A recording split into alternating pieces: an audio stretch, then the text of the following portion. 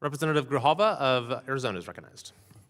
Thank you, Mr. Chairman. I would like to ask unanimous consent to submit this article from the Center for American Progress titled Trump's Attack on Childcare Funding. Without objection. Thank you.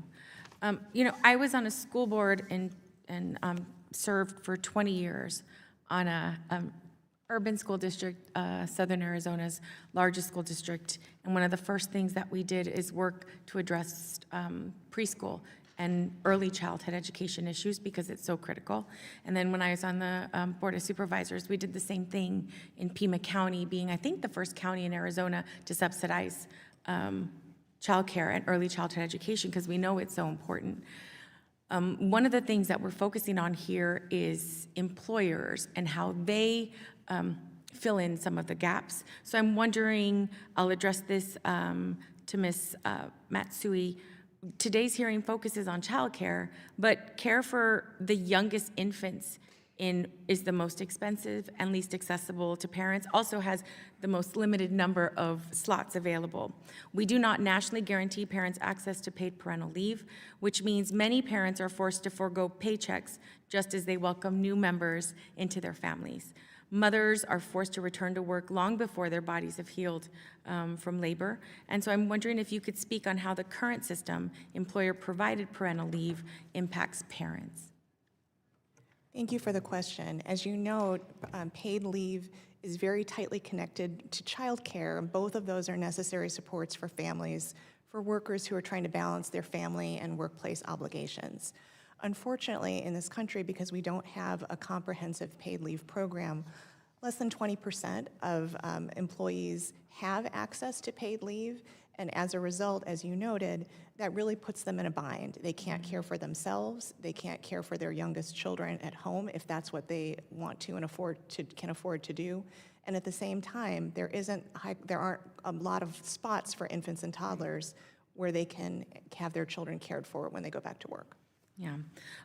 Various states and local municipalities have experimented with offering paid parental leave. How do these policies impact parental employment? So I think what we've seen around the country is that when supports are available for parents, they take advantage of them because they need them. And I think one other thing which connects paid leave policies, the support that they've received in states to childcare, is that there are, as you know, states that have made significant investments in childcare, but it shouldn't matter where a family lives or who they work for so that they can access the supports they need to care for themselves and their families and go to work. I think we all can agree that employers, when they know that their children are in safe spaces, that they're learning and happy, that they're happier people, you're able to go to work without this sense of dread, because you know that your child is going to be well taken care of. And I think that we all can agree that we need to expand more opportunities for that to happen for every person that wants to work and also, have a family. So over the past few weeks, we've seen the administration take action over alleged or suspected fraud in federal child care payments. Thankfully, courts have paused the administration's freezing of this funding, despite no independent investigation by the federal government and despite the state child care agency contradicting allegations. Without producing concrete evidence of fraud, the Trump administration tried to freeze child care funds for 5 states. They also instituted Defend the Spend for remaining states, which I hear is causing major delays in states being able to access funds. Ms. Matsui, do you agree that actual instances of fraud in child care programs using federal funds should be investigated and brought to justice? Thank you for the question. It's a really troubling situation, and the important thing for us to focus on is that the Trump administration's response really threatens significant harm to hundreds of thousands of children, to families who rely on child care, and also to providers. Freezing funds for entire states on unsubstantiated allegations has created, even though there's a court order, has created significant uncertainty and delay and fear, both amongst providers and for parents. Parents don't know if they have childcare, so they can just go to work and feed their families.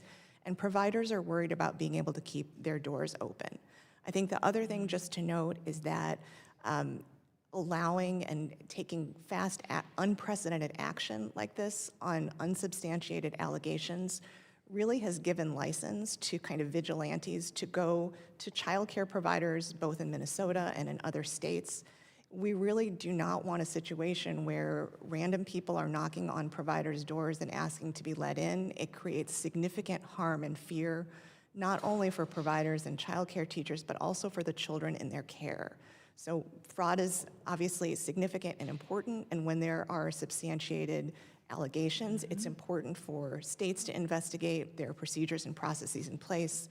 There are also measures in federal law, and those are what should be followed rather than wholesale freezing funding to entire states. Thank you so much for your insight, and I yield back.